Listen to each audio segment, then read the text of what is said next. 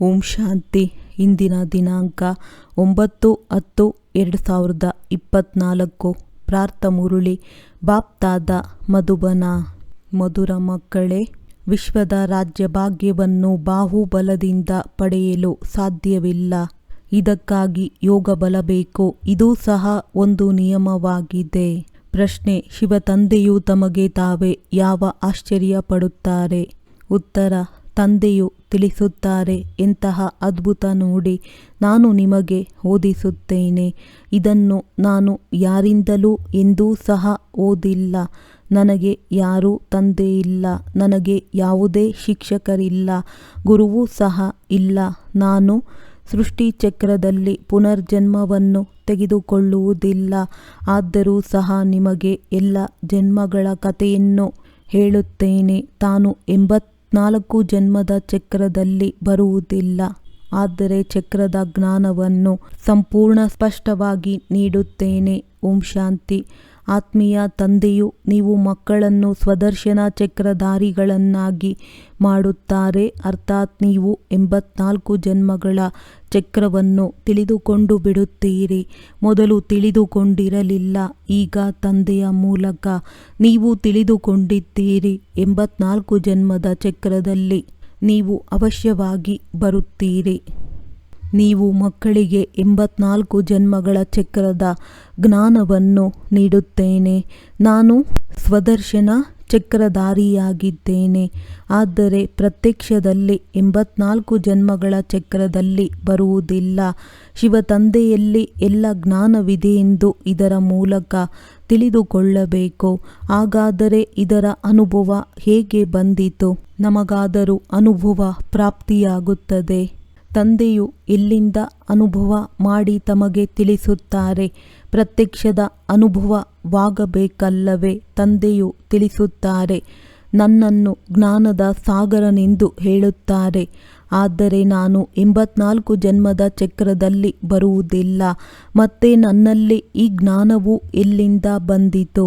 ಶಿಕ್ಷಕರು ಓದಿಸುತ್ತಾರೆಂದರೆ ಅವಶ್ಯವಾಗಿ ತಾವು ಓದಿರಬೇಕಲ್ಲವೇ? ಈ ಶಿವ ತಂದೆಯು ಹೇಗೆ ಓದಿದರು? ಇವರಿಗೆ ಹೇಗೆ 84 ಜನ್ಮಗಳ ಚಕ್ರದ ಅರಿವಾಯಿತು? ಸ್ವಯಂ 84 ಜನ್ಮದಲ್ಲಿ ಬರುವುದಿಲ್ಲ. ತಂದೆಯು ಬೀಜರೂಪನಾಗಿರುವ ಕಾರಣ ತಿಳಿದುಕೊಂಡಿದ್ದಾರೆ. ತಾನು 84 ಜನ್ಮದ ಚಕ್ರದಲ್ಲಿ ಬರುವುದಿಲ್ಲ, ಆದರೆ ತಮಗೆ ಎಲ್ಲವನ್ನೂ ತಿಳಿಸುತ್ತಾರೆ. ಇದು ಎಷ್ಟೊಂದು ವಿಚಿತ್ರವಾಗಿದೆ. ತಂದೆಯು ಯಾವುದೇ ಶಾಸ್ತ್ರವನ್ನು ಓದಿದ್ದಾರೆಂಬುದು ಸಹ ಇಲ್ಲ. ಡ್ರಾಮಾ ಅನುಸಾರ ಅವರಲ್ಲಿ ಈ ಜ್ಞಾನವು ನೋಂದಾವಣೆಯಾಗಿದೆ. ಅದನ್ನು ತಮಗೆ ತಿಳಿಸುತ್ತಾರೆ. ಅದ್ಭುತವಾದ ಶಿಕ್ಷಕರಾಗಿದ್ದಾರಲ್ಲವೇ? ಆಶ್ಚರ್ಯಪಡಬೇಕಲ್ಲವೇ? ಆದ್ದರಿಂದ ಇವರಿಗೆ ಅನೇಕ ಹೆಸರುಗಳನ್ನು ನೀಡಲಾಗಿದೆ. ಈಶ್ವರ, ಪ್ರಭು, ಅಂತರ್ಯಾಮಿ ಮುಂತಾದವು ಹೇಳುತ್ತಿರುತ್ತಾರೆ. ಈಶ್ವರನಲ್ಲಿ ಹೇಗೆ ಎಲ್ಲ ಜ್ಞಾನವು ತುಂಬಲ್ಪಟ್ಟಿದೆ ಎಂದು ನೀವು ಆಶ್ಚರ್ಯಪಡುತ್ತೀರಿ.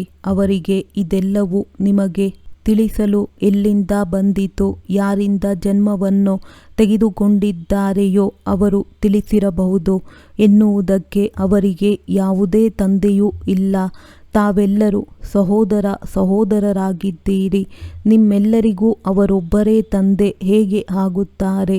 ಅಲ್ಲದೆ ಅವರು ಬೀಜರೂಪನಾಗಿದ್ದಾರೆ. ಎಷ್ಟೊಂದು ಜ್ಞಾನವನ್ನು ಮಕ್ಕಳಿಗೆ ಕುಳಿತು ತಿಳಿಸುತ್ತಾರೆ. 84 ಜನ್ಮವನ್ನು ನಾನು ತೆಗೆದುಕೊಳ್ಳುವುದಿಲ್ಲ, ನೀವು ತೆಗೆದುಕೊಳ್ಳುತ್ತೀರಿ. ಇದೆಲ್ಲವೂ ತಂದೆಗೆ ಹೇಗೆ ತಿಳಿದು ಬಂದಿತು ಎಂಬುದು ಅವಶ್ಯವಾಗಿ ಪ್ರಶ್ನೆ ಉದ್ಭವವಾಗುತ್ತದೆ ಎಲ್ಲವೇ? ತಂದೆಯು ತಿಳಿಸುತ್ತಾರೆ, ಮಕ್ಕಳೇ, ಅನಾದಿ ಡ್ರಾಮಾ ಅನುಸಾರ ನನ್ನಲ್ಲಿ ಮೊದಲಿನಿಂದಲೂ ಈ ಜ್ಞಾನವಿದೆ. ಅದನ್ನು ತಮಗೆ ಓದಿಸುತ್ತೇನೆ. ಆದ್ದರಿಂದಲೇ ನನ್ನನ್ನು ಶ್ರೇಷ್ಠಾತಿಶ್ರೇಷ್ಠ ಭಗವಂತನೆಂದು ಕರೆಯಲಾಗುತ್ತದೆ. ಸ್ವಯಂ ಚಕ್ರದಲ್ಲಿ ಬರುವುದಿಲ್ಲ, ಆದರೆ ಅವರಲ್ಲಿ ಇಡೀ ಸೃಷ್ಟಿಯ ಆದಿ ಮಧ್ಯ ಅಂತ್ಯದ ಜ್ಞಾನವಿದೆ. ಅಂದಾಗ ನೀವು ಮಕ್ಕಳಿಗೆ ಎಷ್ಟೊಂದು ಖುಷಿಯಾಗಬೇಕು. ಅವರಿಗೆ 84 ಜನ್ಮಗಳ ಚಕ್ರದ ಜ್ಞಾನವು ಎಲ್ಲಿಂದ ದೊರೆಯಿತು? ನಿಮಗಾದರೂ ತಂದೆಯಿಂದ ಸಿಕ್ಕಿದೆ. ತಂದೆಯಲ್ಲಿ ನಿಜವಾದಂತಹ ಜ್ಞಾನವಿದೆ. ಅವರಿಗೆ ಜ್ಞಾನಪೂರ್ಣರೆಂದು ಕರೆಯಲಾಗುತ್ತದೆ. ಅವರು ಯಾರಿಂದಲೂ ಸಹ ಓದಲಿಲ್ಲ, ಆದರೂ ಅವರಲ್ಲಿ ನಿಜವಾದ ಜ್ಞಾನವು ತಿಳಿದಿದೆ. ಆದ್ದರಿಂದ ಜ್ಞಾನಪೂರ್ಣರೆಂದು ಕರೆಯಲಾಗುತ್ತದೆ. ಇದು ಅದ್ಭುತವಲ್ಲವೇ? ಆದ್ದರಿಂದ ಇದಕ್ಕೆ ಶ್ರೇಷ್ಠಾತಿ ಶ್ರೇಷ್ಠವಾದ ವಿದ್ಯೆ ಎಂದು ಗಾಯನ ಮಾಡಲಾಗುತ್ತದೆ. ತಂದೆಯ ಬಗ್ಗೆ ನೀವು ಮಕ್ಕಳಿಗೆ ಆಶ್ಚರ್ಯವೆನಿಸುತ್ತದೆ. ಅವರಿಗೆ ಏಕೆ ಜ್ಞಾನಪೂರ್ಣನೆಂದು ಕರೆಯಲಾಗುತ್ತದೆ? ಇದೆಲ್ಲವೂ ತಿಳಿದುಕೊಳ್ಳುವಂತಹ ಮಾತುಗಳಾಗಿವೆ. ಮತ್ತೆ ಯಾವ ಮಾತಿದೆ? ಈ ಚಿತ್ರವನ್ನು ತೋರಿಸಿದಾಗ ಇದರ ಬಗ್ಗೆ ನಿಮ್ಮನ್ನು ಕೇಳುತ್ತಾರೆ. ಬ್ರಹ್ಮನಲ್ಲಿಯೂ ಆತ್ಮವಿದೆ. ಇವರು ಯಾವ ನಾರಾಯಣನಾಗುತ್ತಾರೆಯೋ ಅವರಲ್ಲಿಯೂ ತನ್ನ ಆತ್ಮವಿರುತ್ತದೆ. ಅಂದಾಗ ಎರಡು ಆತ್ಮವಾಯಿತಲ್ಲವೇ? ಒಂದು ಬ್ರಹ್ಮ ಮತ್ತೊಂದು ನಾರಾಯಣ. ಆದರೆ ವಿಚಾರ ಮಾಡಿದ್ದೇ ಆದರೆ ಇವರು ಎರಡು ಆತ್ಮರಲ್ಲ. ಆತ್ಮನಂತೂ ಒಂದೇ ಆಗಿದೆ. ಕೇವಲ ಉದಾಹರಣೆಯ ರೂಪದಲ್ಲಿ ದೇವತೆಯ ರೂಪವನ್ನು ತೋರಿಸಲಾಗುತ್ತದೆ. ಈ ಬ್ರಹ್ಮರವರೇ ವಿಷ್ಣು ಅರ್ಥಾತ್ ನಾರಾಯಣನಾಗುತ್ತಾರೆ. ಇದಕ್ಕೆ ಗುಹ್ಯವಾದಂತಹ ಮಾತುಗಳೆಂದು ಕರೆಯಲಾಗುತ್ತದೆ. ತಂದೆಯು ಬಹಳ ಗುಹ್ಯವಾದಂತಹ ಜ್ಞಾನವನ್ನು ತಿಳಿಸುತ್ತಾರೆ. ಮತ್ತೆ ತಂದೆಯನ್ನು ಬಿಟ್ಟು ಇಂತಹ ಜ್ಞಾನವನ್ನು ಬೇರೆ ಯಾರೂ ಸಹ ಓದಿಸಲು ಸಾಧ್ಯವಿಲ್ಲ. ಬ್ರಹ್ಮ ಮತ್ತು ವಿಷ್ಣು ಎರಡು ಆತ್ಮರಲ್ಲ. ಹಾಗೆಯೇ ಸರಸ್ವತಿ ಮತ್ತು ಲಕ್ಷ್ಮಿ ಇವರಿಬ್ಬರಲ್ಲಿ ಎರಡು ಆತ್ಮವಿದೆಯೋ ಅಥವಾ ಒಂದೇ ಇದೆಯೋ? ಆತ್ಮವು ಒಂದೇ ಆದರೆ ಶರೀರ ಎರಡು. ಸರಸ್ವತಿಯ ನಂತರ ಲಕ್ಷ್ಮಿಯಾಗುತ್ತಾರೆ. ಆದ್ದರಿಂದ ಒಂದೇ ಆತ್ಮನೆಂದು ಎಣಿಸಲಾಗುತ್ತದೆ. 84 ಜನ್ಮವನ್ನು ಒಂದೇ ಆತ್ಮವೇ ಪಡೆಯುತ್ತದೆ. ಇದು ಬಹಳ ತಿಳಿದುಕೊಳ್ಳುವಂತಹ ಮಾತಾಗಿದೆ. ಬ್ರಾಹ್ಮಣರೇ ದೇವತೆಗಳು, ದೇವತೆಗಳಿಂದ ಕ್ಷತ್ರಿಯರಾಗುತ್ತಾರೆ. ಆತ್ಮವು ಒಂದು ಶರೀರವ ಬಿಟ್ಟು ಮತ್ತೊಂದನ್ನು ತೆಗೆದುಕೊಳ್ಳುತ್ತದೆ. ಆತ್ಮವು ಒಂದೇ ಆಗಿದೆ. ಹೇಗೆ ಬ್ರಾಹ್ಮಣರೇ ದೇವತೆಗಳಾಗುತ್ತಾರೆ ಎಂದು ಈ ಒಂದು ಆತ್ಮನನ್ನು ಉದಾಹರಣೆಯಾಗಿ ತೋರಿಸಲಾಗುತ್ತದೆ. ನಾನೇ ಅದು. ಇದರ ಅರ್ಥವು ಎಷ್ಟು ಚೆನ್ನಾಗಿದೆ. ಇದಕ್ಕೆ ಗುಹ್ಯಾತಿ ಗುಹ್ಯವಾದಂತಹ ಮಾತುಗಳೆಂದು ಕರೆಯಲಾಗುತ್ತದೆ. ನಾವು ಒಬ್ಬ ತಂದೆಯ ಮಕ್ಕಳಾಗಿದ್ದೇವೆ ಎಂಬ ತಿಳುವಳಿಕೆ ಮೊಟ್ಟಮೊದಲು ಬೇಕಾಗಿದೆ. ಎಲ್ಲ ಆತ್ಮರು ಮೂಲತಃ ಪರಮಧಾಮದವರು. ಇಲ್ಲಿಗೆ ಪಾತ್ರವನ್ನಭಿನಯಿಸಲು ಬಂದಿದ್ದೇವೆ. ಇದು ಆಟವಾಗಿದೆ. ತಂದೆಯು ತಮಗೆ ಈ ಆಟದ ಸಮಾಚಾರವನ್ನು ಕುಳಿತು ತಿಳಿಸುತ್ತಾರೆ. ತಂದೆಯು ವಾಸ್ತವಿಕತೆಯನ್ನು ತಿಳಿದಿದ್ದಾರೆ. ಅವರಿಗೆ ಯಾರೂ ಸಹ ಕಲಿಸಲಿಲ್ಲ. 84 ಜನ್ಮಗಳ ಚಕ್ರವನ್ನು ಅವರೇ ತಿಳಿದಿದ್ದಾರೆ. ಈ ಸಮಯದಲ್ಲಿ ತಮಗೆ ತಿಳಿಸುತ್ತಾರೆ. ಮತ್ತೆ ನೀವು ಇದನ್ನು ಮರೆತು ಬಿಡುತ್ತೀರಿ. ಅದರ ಶಾಸ್ತ್ರ ಹೇಗೆ ರೂಪುಗೊಳ್ಳಲು ಸಾಧ್ಯವಿದೆ? ತಂದೆಯಂತೂ ಯಾವುದೇ ಶಾಸ್ತ್ರವನ್ನು ಓದಿದವರಲ್ಲ. ಹೇಗೆ ಹೊಸ ಹೊಸ ಮಾತುಗಳನ್ನು ತಿಳಿಸುತ್ತಾರೆ. ಅರ್ಧಕಲ್ಪ ಭಕ್ತಿ ಮಾರ್ಗವಾಗಿದೆ. ಈ ಮಾತೂ ಸಹ ಶಾಸ್ತ್ರದಲ್ಲಿಲ್ಲ. ಶಾಸ್ತ್ರಗಳೂ ಸಹ ಡ್ರಾಮಾ ಅನುಸಾರ ಭಕ್ತಿ ಮಾರ್ಗದಲ್ಲಿ ಮಾಡಲ್ಪಟ್ಟಿವೆ. ತಮ್ಮ ಬುದ್ಧಿಯಲ್ಲಿ ಪ್ರಾರಂಭದಿಂದ ಹಿಡಿದು ಅಂತ್ಯದವರೆಗೆ ಈ ಡ್ರಾಮಾದ ಎಷ್ಟು ವಿಸ್ತಾರವಾದ ಜ್ಞಾನವಿದೆ.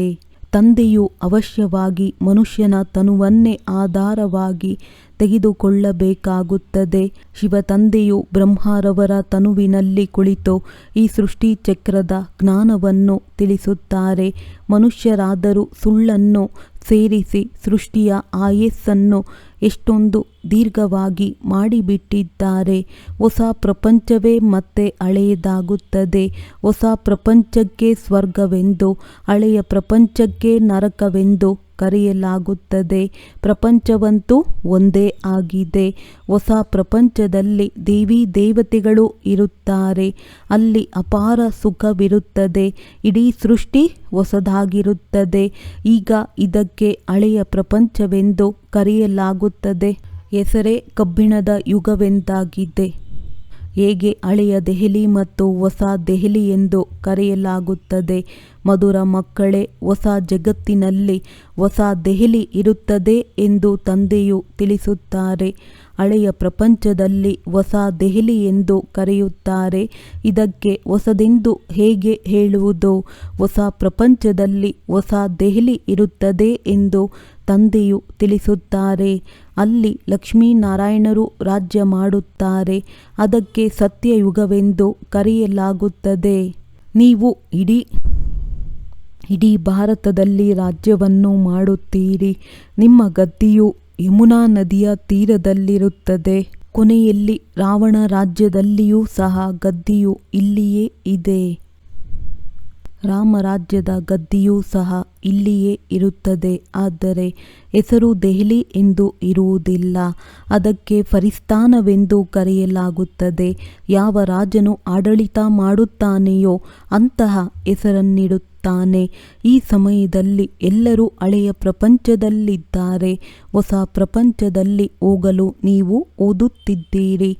ಮತ್ತೆ ಮನುಷ್ಯನಿಂದ ದೇವತೆಗಳಾಗುತ್ತಾ ಇದ್ದೀರಿ. ಓದಿಸುವಂತವರು ತಂದೆಯಾಗಿದ್ದಾರೆ. ಶ್ರೇಷ್ಠಾತಿಶ್ರೇಷ್ಠ ತಂದೆಯೂ ಕೆಳಗೆ ಬಂದು ರಾಜಯೋಗವನ್ನು ಕಲಿಸುತ್ತಿದ್ದಾರೆ ಎಂಬುದನ್ನು ನೀವು ತಿಳಿದಿದ್ದೀರಿ. ನೀವು ಈಗ ಸಂಗಮ ಯುಗದಲ್ಲಿದ್ದೀರಿ. ನಂತರ ಕಲಿಯುಗಿ ಹಳೆಯ ಪ್ರಪಂಚ ನಾಶವಾಗುತ್ತದೆ. ತಂದೆಯು ಇದರ ಲೆಕ್ಕವನ್ನು ಸಹ ತಿಳಿಸಿದ್ದಾರೆ. ನಾನು ಬ್ರಹ್ಮರವರ ತನುವಿನಲ್ಲಿ ಬರುತ್ತೇನೆ. ಆದರೆ ಮನುಷ್ಯರಿಗೆ ಬ್ರಹ್ಮ ಎಂದರೆ ಯಾರು ಎಂಬುದೇ ತಿಳಿದಿಲ್ಲ. ಪ್ರಜಾಪಿತ ಬ್ರಹ್ಮ ಎಂದು ಹೇಳುತ್ತಾರೆ. ನೀವು ಬ್ರಹ್ಮರವರ ಪ್ರಜೆಯಾಗಿದ್ದೀರಲ್ಲವೇ? ಆದ್ದರಿಂದ ತಮ್ಮನ್ನು ಬಿಕೆ ಎಂದು ಕರೆಸಿಕೊಳ್ಳುತ್ತೀರಿ. ವಾಸ್ತವದಲ್ಲಿ ಶಿವ ತಂದೆಯ ಮಕ್ಕಳು. ನಿರಾಕಾರ ಆತ್ಮರಾಗಿದ್ದಾಗ ಶಿವ ವಂಶೀಯರಾಗಿರುತ್ತೀರಿ. ನಂತರ ಸಾಕಾರದಲ್ಲಿ ಪ್ರಜಾಪಿತ ಬ್ರಹ್ಮರವರ ಮಕ್ಕಳು. ಸಹೋದರ ಸಹೋದರಿಯಾಗುತ್ತೀರಿ. ಅನ್ಯ ಯಾವುದೇ ಸಂಬಂಧವಿಲ್ಲ. ಈ ಸಮಯದಲ್ಲಿ ನೀವು ಆ ಕಲಿಯುಗಿ ಸಂಬಂಧವನ್ನು ಮರೆಯುತ್ತೀರಿ, ಏಕೆಂದರೆ ಅದರಲ್ಲಿ ಬಂಧನವಿದೆ. ನೀವು ಹೊಸ ಪ್ರಪಂಚದಲ್ಲಿ ಹೋಗುತ್ತೀರಿ. ಶಿಕೆಯು ಬ್ರಾಹ್ಮಣರ ಗುರುತಾಗಿದೆ. ನಿಮ್ಮದು ಬ್ರಾಹ್ಮಣ ಕುಲವಾಗಿದೆ. ಅವರು ಕಲಿಯುಗದ ಬ್ರಾಹ್ಮಣರಾಗಿದ್ದಾರೆ. ಬ್ರಾಹ್ಮಣರು ಹೆಚ್ಚುವಾರಿ ಮಾರ್ಗದರ್ಶಕರಾಗಿರುತ್ತಾರೆ. ಒಂದು ಔತಣದ ಊಟವನ್ನು ಸ್ವೀಕರಿಸುತ್ತಾರೆ, ಮತ್ತೊಂದು ಗೀತೆಯನ್ನು ತಿಳಿಸುತ್ತಾರೆ. ಈಗ ನೀವು ಬ್ರಾಹ್ಮಣರು ಗೀತೆಯನ್ನು ತಿಳಿಸುತ್ತೀರಿ. ಅವರು ಸಹ ಗೀತೆಯನ್ನು ತಿಳಿಸುತ್ತಾರೆ. ಎಷ್ಟು ವ್ಯತ್ಯಾಸವಿದೆ ನೋಡಿ. ಕೃಷ್ಣ ಭಗವಂತನಲ್ಲ ಎಂದು ನೀವು ಹೇಳುತ್ತೀರಿ. ಕೃಷ್ಣನಿಗೆ ದೇವತೆ ಎಂದು ಕರೆಯಲಾಗುತ್ತದೆ. ಅವನಲ್ಲಿ ದೈವಿ ಗುಣಗಳಿವೆ. ಆತನನ್ನು ಈ ಕಣ್ಣುಗಳಿಂದ ನೋಡಲಾಗುತ್ತದೆ. ಶಿವನ ಮಂದಿರದಲ್ಲಿ ನೋಡುತ್ತೀರೆಂದರೆ ಶಿವನಿಗಾದರೂ ತನ್ನ ಶರೀರವಿಲ್ಲ. ಅವರು ಪರಮ ಆತ್ಮ ಅರ್ಥಾತ್ ಪರಮ ಆತ್ಮ, ಈಶ್ವರ, ಪ್ರಭು, ಭಗವಂತ ಮುಂತಾದ ಅಕ್ಷರದ ಯಾವುದೇ ಅರ್ಥ ಬರುವುದಿಲ್ಲ. ಪರಮಾತ್ಮನೇ ಶ್ರೇಷ್ಠನಾದ ಆತ್ಮನಾಗಿದ್ದಾರೆ. ನೀವು ಶ್ರೇಷ್ಠರಲ್ಲ. ಎಷ್ಟೊಂದು ವ್ಯತ್ಯಾಸವಿದೆ. ಪರಮಾತ್ಮನಿಂದ ನೀವು ಕಲಿಯುತ್ತಿದ್ದೀರಿ. ಅವರು ಯಾರಿಂದಲೂ ಕಲಿತಿಲ್ಲ. ಇವರು ತಂದೆಯಾಗಿದ್ದಾರಲ್ಲವೇ? ಆ ಪರಮಪಿತ ಪರಮಾತ್ಮನನ್ನು ನೀವು ತಂದೆ ಎಂದು ಸಹ ಕರೆಯುತ್ತೀರಿ. ಶಿಕ್ಷಕನೆಂದು ಸಹ ಕರೆಯುತ್ತೀರಿ. ಸದ್ಗುರುವೆಂದು ಕರೆಯುತ್ತೀರಿ. ಆದರೆ ಅವರು ಒಬ್ಬರೇ ಆಗಿದ್ದಾರೆ. ಯಾವುದೇ ಆತ್ಮವು ತಂದೆ, ಶಿಕ್ಷಕ, ಗುರುವಾಗಲು ಸಾಧ್ಯವಿಲ್ಲ. ಒಬ್ಬ ಪರಮಾತ್ಮನಿಗೆ ಪರಮ ಅರ್ಥಾತ್ ಶ್ರೇಷ್ಠನೆಂದು ಕರೆಯಲಾಗುತ್ತದೆ. ಪ್ರತಿಯೊಬ್ಬರಿಗೂ ಮೊದಲು ತಂದೆಯು ಬೇಕು, ನಂತರ ಶಿಕ್ಷಕ, ಮತ್ತೆ ಕೊನೆಯಲ್ಲಿ ಗುರುವು ಬೇಕಾಗುತ್ತಾರೆ. ತಂದೆಯೂ ಸಹ ತಿಳಿಸುತ್ತಾರೆ, ನಾನು ನಿಮ್ಮ ತಂದೆಯೂ ಆಗಿದ್ದೇನೆ, ಶಿಕ್ಷಕನೂ ಆಗುತ್ತೇನೆ, ಮತ್ತೆ ನಾನೇ ನಿಮ್ಮೆಲ್ಲರಿಗೂ ಸದ್ಗತಿಯ ದಾತ, ಸದ್ಗುರುವೂ ಆಗುತ್ತೇನೆ. ಸದ್ಗತಿಯನ್ನು ನೀಡುವಂತಹ ಗುರು ಒಬ್ಬರೇ ಆಗಿದ್ದಾರೆ. ಉಳಿದವರು ಅನೇಕ ಗುರುಗಳಿದ್ದಾರೆ. ನಾನು ತಮ್ಮೆಲ್ಲರಿಗೂ ಸದ್ಗತಿಯನ್ನು ನೀಡುತ್ತೇನೆ ಎಂದು ತಂದೆಯು ತಿಳಿಸುತ್ತಾರೆ. ನೀವೆಲ್ಲರೂ ಸತ್ಯಯುಗದಲ್ಲಿ ಹೋಗುತ್ತೀರಿ. ಉಳಿದವರೆಲ್ಲರೂ ಶಾಂತಿಧಾಮ, ಯಾವುದಕ್ಕೆ ಪರಮಧಾಮವೆಂದು ಕರೆಯಲಾಗುತ್ತದೆ, ಅಲ್ಲಿಗೆ ಹೊರಟು ಹೋಗುತ್ತಾರೆ. ಸತ್ಯಯುಗದಲ್ಲಿ ಆದಿ ಸನಾತನ ದೇವಿ ದೇವತಾ ಧರ್ಮವಿತ್ತು. ಅನ್ಯ ಯಾವುದೇ ಧರ್ಮವಿರಲಿಲ್ಲ. ಆ ಎಲ್ಲ ಆತ್ಮಗಳು ಮುಕ್ತಿಧಾಮದಲ್ಲಿ ಹೊರಟು ಹೋಗುತ್ತಾರೆ. ಸತ್ಯಯುಗಕ್ಕೆ ಸದ್ಗತಿ ಎಂದು ಕರೆಯಲಾಗುತ್ತದೆ. ಪಾತ್ರವನ್ನಭಿನಯಿಸುತ್ತಾ ನಂತರ ದುರ್ಗತಿಯಲ್ಲಿ ಬಂದು ಬಿಡುತ್ತಾರೆ. ನೀವೇ ಸದ್ಗತಿಯಿಂದ ಮತ್ತೆ ದುರ್ಗತಿಯಲ್ಲಿ ಬರುತ್ತೀರಿ. ನೀವೇ ಪೂರ್ಣ 84 ಜನ್ಮಗಳನ್ನು ತೆಗೆದುಕೊಳ್ಳುತ್ತೀರಿ. ಯಥಾ ರಾಜ ರಾಣಿ ತಥಾ ಪ್ರಜೆ ಆ ಸಮಯದಲ್ಲಿರುತ್ತಾರೆ. 9 ಲಕ್ಷ ಜನರು ಮೊದಲು ಬರುತ್ತಾರೆ. ಅವರೇ 84 ಜನ್ಮಗಳನ್ನು ತೆಗೆದುಕೊಳ್ಳುತ್ತಾರೆ. ನಂತರ ಅನ್ಯ ಎಲ್ಲ ಆತ್ಮಗಳು ಬರುತ್ತಾ ಹೋಗುತ್ತಾರೆ. ಇದನ್ನು ಲೆಕ್ಕ ಮಾಡಲಾಗುತ್ತದೆ. ಎಲ್ಲರೂ 84 ಜನ್ಮಗಳನ್ನು ತೆಗೆದುಕೊಳ್ಳುವುದಿಲ್ಲ. ಮೊಟ್ಟ ಮೊದಲು ಬರುವಂಥವರೇ 84 ಜನ್ಮಗಳನ್ನು ತೆಗೆದುಕೊಳ್ಳುತ್ತಾರೆ. ನಂತರ ಕಡಿಮೆ ಜನ್ಮಗಳನ್ನು ತೆಗೆದುಕೊಳ್ಳುತ್ತಾರೆ. ಅತಿ ಹೆಚ್ಚೆಂದರೆ 84 ಜನ್ಮ. ಈ ಎಲ್ಲ ಮಾತುಗಳನ್ನು ಯಾವುದೇ ಮನುಷ್ಯರು ತಿಳಿದುಕೊಂಡಿಲ್ಲ. ತಂದೆಯೇ ಕುಳಿತು ತಿಳಿಸಿಕೊಡುತ್ತಾರೆ. ಭಗವಾನು ವಾಚ ಎಂದು ಗೀತೆಯಲ್ಲಿದೆ. ಆದಿ ಸನಾತನ ದೇವಿ ದೇವತಾ ಧರ್ಮವನ್ನು ಕೃಷ್ಣನೇನು ರಚಿಸಿಲ್ಲ ಎಂಬುದನ್ನು ನೀವು ತಿಳಿದುಕೊಂಡಿದ್ದೀರಿ. ಇದನ್ನು ತಂದೆಯೇ ಸ್ಥಾಪನೆ ಮಾಡುತ್ತಾರೆ. ಕೃಷ್ಣನ ಆತ್ಮವೇ 84 ಜನ್ಮಗಳ ಕೊನೆಯಲ್ಲಿ ಈ ಜ್ಞಾನವನ್ನು ಕೇಳಿ ಮೊದಲನೆಯ ನಂಬರಿನಲ್ಲಿ ಬರುತ್ತಾರೆ. ಈ ಮಾತುಗಳನ್ನು ತಿಳಿದುಕೊಳ್ಳಬೇಕಾಗಿದೆ. ನಿತ್ಯವೂ ಓದಬೇಕಾಗಿದೆ. ನೀವು ಭಗವಂತನ ವಿದ್ಯಾರ್ಥಿಗಳಾಗಿದ್ದೀರಿ. ಭಗವಾನು ವಾಚ ನಾನು ನಿಮ್ಮನ್ನು ರಾಜರುಗಳ ರಾಜರನ್ನಾಗಿ ಮಾಡುತ್ತೇನೆ. ಇದು ಹಳೆಯ ಪ್ರಪಂಚವಾಗಿದೆ. ಸತ್ಯಯುಗವು ಹೊಸ ಪ್ರಪಂಚವಾಗಿದೆ. ಈಗ ಕಲಿಯುಗವಿದೆ. ತಂದೆಯು ಬಂದು ಕಲಿಯುಗಿ ಪತಿತರಿಂದ ಸತ್ಯಯುಗಿ ಪಾವನ ದೇವತೆಗಳನ್ನಾಗಿ ಮಾಡುತ್ತಾರೆ. ಆದ್ದರಿಂದ ತಂದೆಯೇ ತಾವು ಬಂದು ನಮ್ಮನ್ನು ಪಾವನರನ್ನಾಗಿ ಮಾಡಿ ಕಲಿಯುಗಿ ಪತಿತರಿಂದ ಸತ್ಯಯುಗಿ ಪಾವನರನ್ನಾಗಿ ಮಾಡಿ ಎಂದು ಕಲಿಯುಗಿ ಮನುಷ್ಯರು ಕರೆಯುತ್ತಾರೆ. ಎಷ್ಟೊಂದು ವ್ಯತ್ಯಾಸ ನೋಡಿ. ಕಲಿಯುಗದಲ್ಲಿ ಅಪಾರ ದುಃಖವಿದೆ. ಮಗು ಜನ್ಮವಾಯಿತೆಂದರೆ ಸುಖವೆನಿಸುತ್ತದೆ. ಅದು ಶರೀರ ಬಿಟ್ಟಾಗ ದುಃಖವಾಗುತ್ತದೆ. ಇರುವವರೆಗೂ ದುಃಖಿತರಾಗುತ್ತಾರೆ. ಇದು ದುಃಖದ ಪ್ರಪಂಚವಾಗಿದೆ. ತಂದೆಯು ಈಗ ಸುಖದ ಪ್ರಪಂಚವನ್ನು ಸ್ಥಾಪನೆ ಮಾಡುತ್ತಿದ್ದಾರೆ. ತಮ್ಮನ್ನು ಸ್ವರ್ಗವಾಸಿ ದೇವತೆಗಳನ್ನಾಗಿ ಮಾಡುತ್ತಾರೆ.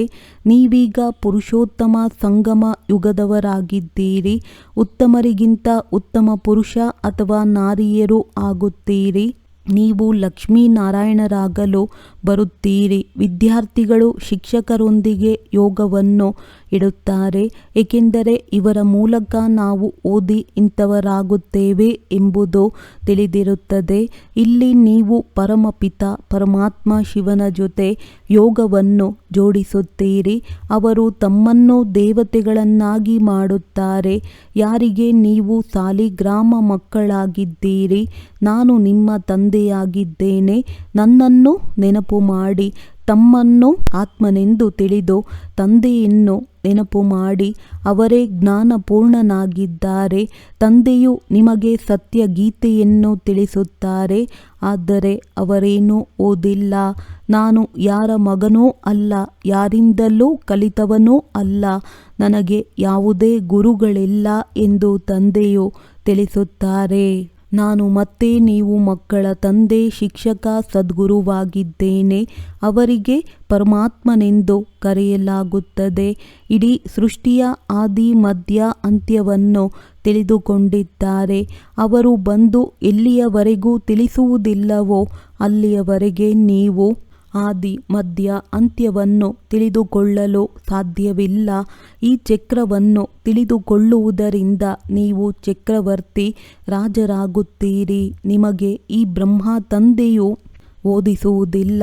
ಇವರಲ್ಲಿ ಶಿವ ತಂದೆಯು ಪ್ರವೇಶವಾಗಿ ಆತ್ಮಗಳಿಗೆ ಓದಿಸುತ್ತಾರೆ. ಇದು ಹೊಸ ಮಾತಲ್ಲವೇ? ಇದು ಸಂಗಮದಲ್ಲಿಯೇ ಆಗುತ್ತದೆ. ಹಳೆಯ ಪ್ರಪಂಚ ಸಮಾಪ್ತಿಯಾಗುತ್ತದೆ. ಯಾರು ಕೂಡಿಟ್ಟ ಹಣವು ಮಣ್ಣಿನಲ್ಲಿ ಮುಚ್ಚಿ ಹೋಗುತ್ತದೆ. ಕೆಲವರದ್ದು ರಾಜನೂ ತಿನ್ನುತ್ತಾನೆ. ನೀವು ಅನೇಕರ ಕಲ್ಯಾಣವನ್ನು ಮಾಡಲು ಮತ್ತೆ ಅನ್ಯರನ್ನು ದೇವತೆಗಳನ್ನಾಗಿ ಮಾಡಲು ಈ ಪಾಠಶಾಲೆ ಮ್ಯೂಸಿಯಂಗಳನ್ನು ತೆರೆಯಿರಿ ಎಂದು ತಂದೆಯು ಹೇಳುತ್ತಾರೆ. ಇಲ್ಲಿ ಅನೇಕರು ಬಂದು ಸುಖದ ಆಸ್ತಿಯನ್ನು ಪಡೆಯುತ್ತಾರೆ. ಈಗ ರಾವಣನ ರಾಜ್ಯವಲ್ಲವೇ? ರಾಮ ರಾಜ್ಯದಲ್ಲಿ ಸುಖವಿತ್ತು, ರಾವಣ ರಾಜ್ಯದಲ್ಲಿ ದುಃಖವಿರುತ್ತದೆ. ಏಕೆಂದರೆ ಎಲ್ಲರೂ ವಿಕಾರಿಗಳಾಗಿದ್ದಾರೆ. ಅದು ನಿರಾಕಾರಿ ಪ್ರಪಂಚವಾಗಿದೆ. ಲಕ್ಷ್ಮೀ ನಾರಾಯಣರಿಗೂ ಸಹ ಮಕ್ಕಳಿರುತ್ತಾರಲ್ಲವೇ? ಆದರೆ ಅಲ್ಲಿ ಯೋಗ ಬಲವಿದೆ. ತಂದೆಯು ನಿಮಗೆ ಯೋಗ ಬಲವನ್ನು ಕಲಿಸುತ್ತಾರೆ. ಯೋಗ ಬಲದಿಂದ ನೀವು ವಿಶ್ವಕ್ಕೆ ಮಾಲೀಕರಾಗುತ್ತೀರಿ. ಬಾಹುಬಲದಿಂದ ಯಾರು ವಿಶ್ವದ ಮಾಲೀಕರಾಗಲು ಸಾಧ್ಯವಿಲ್ಲ. ಆಗಲು ನಿಯಮವೂ ಇಲ್ಲ. ನೀವು ಮಕ್ಕಳು ತಂದೆಯ ನೆನಪಿನ ಬಲದಿಂದ ಇಡೀ ವಿಶ್ವದ ರಾಜ್ಯಭಾಗ್ಯವನ್ನು ಪಡೆದುಕೊಳ್ಳುತ್ತಿದ್ದೀರಿ. ಎಷ್ಟೊಂದು ಶ್ರೇಷ್ಠ ವಿದ್ಯೆಯಾಗಿದೆ. ಮೊಟ್ಟ ಮೊದಲು ಪವಿತ್ರತೆಯ ಪ್ರತಿಜ್ಞೆ ಮಾಡಿ ಎಂದು ತಂದೆಯು ಹೇಳುತ್ತಾರೆ. ಪವಿತ್ರರಾದಾಗಲೇ ಪವಿತ್ರ ಪ್ರಪಂಚಕ್ಕೆ ಹೋಗುತ್ತೀರಿ. ಒಳ್ಳೆಯದು. ಮಧುರಾತಿ ಮಧುರ ಅಗಲಿ ಹೋಗಿ ಮರಳಿ ಸಿಕ್ಕಿರುವಂತಹ ಮಕ್ಕಳಿಗೆ ಪ್ರೀತಿಯ ಪಿತಾ ಬಾಪ್ ತಾದಾರವರ ನೆನಪು, ಪ್ರೀತಿ ಹಾಗೂ ನಮಸ್ತೆ. ಆತ್ಮೀಯ ಮಕ್ಕಳಿಗೆ ಆತ್ಮೀಯ ತಂದೆಯ ನಮಸ್ತೆ. ಧಾರಣೆಗಾಗಿ ಮುಖ್ಯ ಸಾರ: ಕಲಿಯುಗಿ ಸಂಬಂಧವು ಈ ಸಮಯದಲ್ಲಿ ಬಂಧನವಾಗಿದೆ. ಅದನ್ನು ಮರೆತು ತನ್ನನ್ನು ಸಂಗಮಯುಗಿ ಬ್ರಾಹ್ಮಣನೆಂದು ತಿಳಿದುಕೊಳ್ಳಬೇಕು. ಸತ್ಯವಾದ ಗೀತೆಯನ್ನು ಓದಿ ಮತ್ತು ಅನ್ಯರಿಗೆ ಓದಿಸಬೇಕು. ಹಳೆಯ ಪ್ರಪಂಚವು ಸಮಾಪ್ತಿಯಾಗಲಿದೆ. ಆದ್ದರಿಂದ ತಮ್ಮದೆಲ್ಲವನ್ನು ಸಫಲ ಮಾಡಿಕೊಳ್ಳಬೇಕು. ಅನೇಕರ ಕಲ್ಯಾಣ ಮಾಡಲು, ಮನುಷ್ಯರನ್ನು ದೇವತೆಗಳನ್ನಾಗಿ ಮಾಡಲು ಈ ಪಾಠಶಾಲೆ ಅಥವಾ ಮ್ಯೂಸಿಯಂ ಅನ್ನು ತೆರೆಯಬೇಕು. ವರದಾನ: ತಂದೆಯ ಆಜ್ಞೆ ಎಂದು ತಿಳಿದು ಪ್ರೀತಿಯಿಂದ ಪ್ರತಿ ಮಾತನ್ನು ಸಹನೆ ಮಾಡುವಂತಹ ಸಹನಶೀಲ ಭವ. ಕೆಲವು ಮಕ್ಕಳು ಹೇಳುತ್ತಾರೆ, ನಾನು ಸರಿಯಾಗೇ ಇದ್ದೇನೆ, ಆದರೂ ಸಹ ನಾನೇ ಸಹನೆ ಮಾಡಬೇಕಾಗುವುದು, ಸಾಯಬೇಕಾಗುವುದು. ಆದರೆ ಈ ಸಹನೆ ಮಾಡುವುದು ಅಥವಾ ಸಾಯುವುದೇ ಧಾರಣೆಯ ಸಬ್ಜೆಕ್ಟ್ನಲ್ಲಿ ನಂಬರ್ ತೆಗೆದುಕೊಳ್ಳುವುದಾಗಿದೆ. ಆದ್ದರಿಂದ ಸಹನೆ ಮಾಡುವುದರಲ್ಲಿ ಗಾಬರಿಯಾಗಬೇಡಿ. ಕೆಲವು ಮಕ್ಕಳು ಸಹನೆ ಮಾಡುತ್ತಾರೆ, ಆದರೆ ಅನಿವಾರ್ಯತೆಯಿಂದ ಸಹನೆ ಮಾಡುವುದು, ಪ್ರೀತಿಯಿಂದ ಸಹನೆ ಮಾಡುವುದು, ಇದರಲ್ಲಿ ಅಂತರವಿದೆ. ಮಾತುಗಳ ಕಾರಣದಿಂದ ಸಹನೆ ಮಾಡುವುದಿಲ್ಲ. ಆದರೆ ತಂದೆಯ ಆಜ್ಞೆಯಾಗಿದೆ ಸಹನಶೀಲರಾಗಿ ಎಂದು. ಆದ್ದರಿಂದ ಆಜ್ಞೆ ಎಂದು ತಿಳಿದು ಪ್ರೀತಿಯಿಂದ ಸಹನೆ ಮಾಡುವುದು ಅರ್ಥಾತ್ ಸ್ವಯಂ ಅನ್ನು ಪರಿವರ್ತನೆ ಮಾಡಿಕೊಂಡು ಬಿಡುವುದು.